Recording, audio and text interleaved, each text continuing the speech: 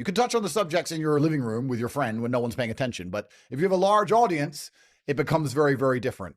So, yeah, it seems like I flew too close to the sun just before my arrest when I was in Dubai after we did our podcast. I said to Tristan, we have to be very careful. This is the Icarus story. We're doing very well here, and we're everywhere, and everyone knows who we are, and we're making huge sums of money, and there's too many beautiful women by our pool, and our house is so big, and we have so many Bugattis, and everything seems too perfect. This is the Icarus story. Something's going to go wrong. And then we all know the rest.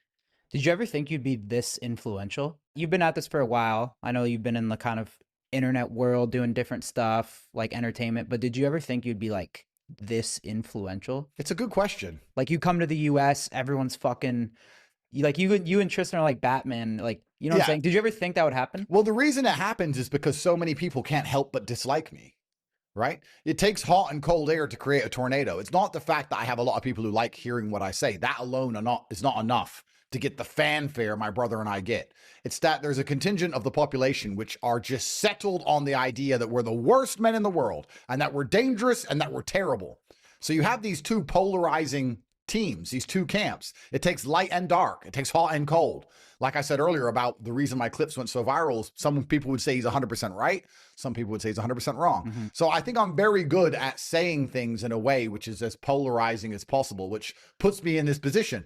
So yeah, my influence is based on the back of the fact that people like what I say, but it's also based on the back of the fact that there's a lot of people who cannot stand me. When you were coming up though, like you obviously wanted to be successful, but did you like see this level of success? I didn't see anyone else saying things that I knew to be true. I would look at things and go, well, that's not true, but nobody else seemed to want to say it. Probably because of what we discussed earlier about your ability to speak freely is directly correlated. I got myself in trouble for what I did. So now I realize why. I mean, I always knew why. I kept saying before I went to jail that they're going to lock me up. After the cancellation, I knew they were going to try and put me in jail. That was very obvious to me. Mm-hmm. But I don't think I could sit here and try and sound like a genius. But I remember saying in our initial podcast, it was a 3-stage plan.